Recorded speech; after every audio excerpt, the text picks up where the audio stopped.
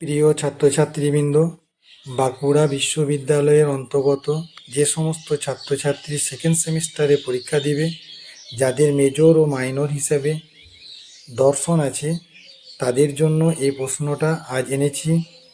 এই প্রশ্নটা প্রথম থেকে শেষ পর্যন্ত দেখার আগে আমার চ্যানেলটিকে সাবস্ক্রাইব করে দিও, সেই সঙ্গে অল নোটিফিকেশানটি অন করে রেখো, যাতে তোমরা নতুন নতুন ভিডিও তাড়াতাড়ি পেতে পারো। আজকের প্রশ্ন হলো, ডিমোক্রিটাসের পরমাণুবাদ সম্পর্কে আলোচনা করো। উত্তর দেখো, লিউসিপ্পাস এবং ডিমোক্রিটাসের মতে জড়কে যদি ক্রমাগত বিভক্ত করা হয়, তাহলে বিভক্ত করতে করতে এমন একটা অবস্থায় এসে উপনীত হতে হবে যখন আর তাদের বিভক্ত করা যাবে না। শেষ পর্যন্ত অবিভাজ্য এককে উপনীত হওয়া যাবে, তারাই হলো পরমাণু। কাজেই পরমাণু হলো জড়ের অন্তিম উপাদান, অবিভাজ্য অংশ।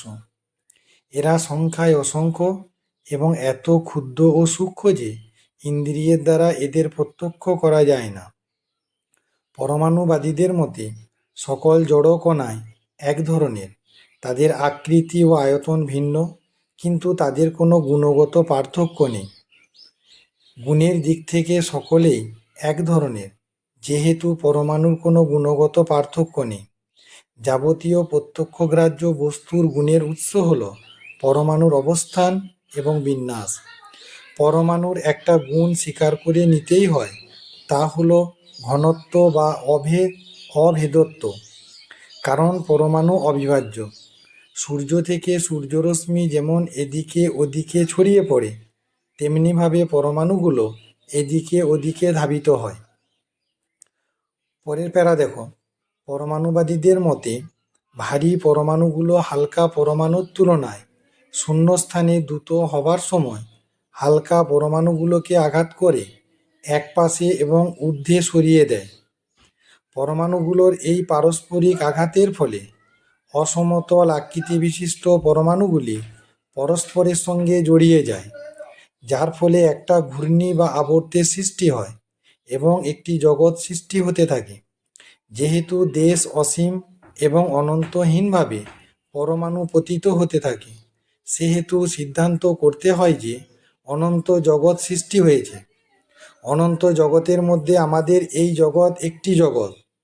পরস্পরের সঙ্গে সংযুক্ত পরমাণুগুলো যখন পরস্পর থেকে বিচ্ছিন্ন হয়ে যায়, তখন আমাদের এই অস্তিত্বশীল জগতের ধ্বংস হয়।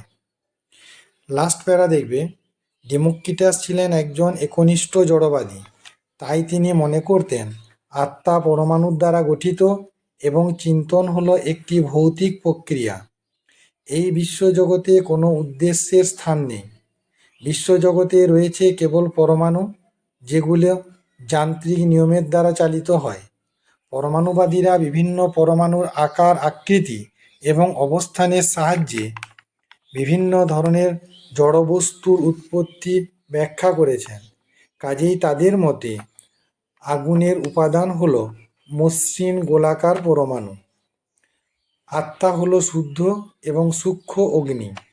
কাজেই আত্মার উপাদানও হলো মসৃণ গোলাকার পরমাণু। মৃত্যুর অর্থ হলো আত্মার উপাদান যে পরমাণু, সেগুলো বিক্ষিপ্ত হয়ে পড়া।